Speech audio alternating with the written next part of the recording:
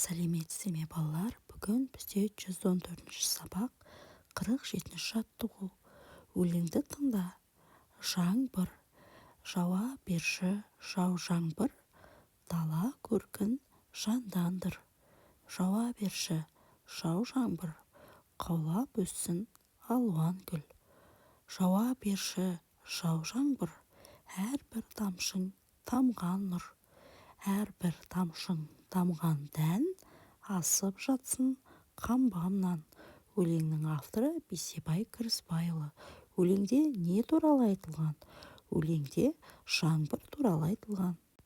Жаңбыр жауғаннан кейін табиғатта қандай өзгерістер болады? Жаңбыр жауғаннан кейін табиғат жаңарып, жанданып қалады. Гүлдер мен ағаштар, өсімдіктер жайқалып, ауа тазарады. Өлең мазмұнын әңгімеге айналдырып жаз. Жаңбыр жауа бер, жауып даланың көркін жандандыр. Тоқтамай жауа бер, гүлдер қаулап өсе берсін. Жауа бер жаңбыр, сенің әр тамшың нұр, сенің тамшың дәнге айналып, қамбамыз астыққа тола берсін. 48-ші жаттығу. Сандарды сөзбен жаз. 4, 5, 6, 7, 10, 20, 90, 18, 23, 56, 67. Бұлар қандай сан есімдер? Бұлар есептік сан есімдер. 49-шы жаттығу. Нешінші сұрағына жауап беретін сөздерді қатыстырып, сөйлемдер құра. Айдар 4-ші сыныпта оқиды. Айдар нешінші сыныпта оқиды? Айдар 4-ші сыныпта оқиды. Елдос мәреге 1-ші болып жетті. Елдос мәреге нешінші болып жетті? Елдос мәреге 1-ші болып жетті. Гүлім 2-ші қатарда отыр. Гүлім нешінші қатарда отыр? Гүлім 2-ші қатарда отыр. Мен мектепке 3-ші болып келдім. Мен мектепке нешінші болып келдім? Мен мектепке 3-ші болып келдім.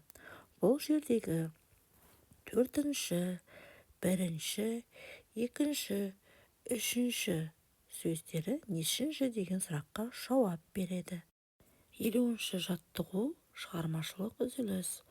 Бос торкөзге тиісті әріптерді қойып, жасырынған сөзді тап. Сол сөз неше әріптен тұрғанын айт. Торкөздегі жасырынған сөз кемпір қосақ сөзі. Кемпір қосақ сөзі 11 әріптен тұрады. 51-ші жаттығу. Ойлан тап. Балықшылар қатар отыр, қармақтарын салып отыр. Балықшы Әшімхан ұстады 3 сазан. Балықшы Сақтаған ұстады 4 табан. Балықшы Құсайын ұстады қос жайын. Өзеннен қанша балықты ағалар аулап алыпты? Ағалар 9 балық аулап алыпты. Балалар, осымен біздің бүгінгі сабағымыз аяқталды.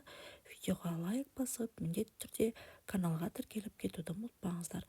Назарларыңызға рахмет. Келесі сабақта кездескенше сау болыңыздар.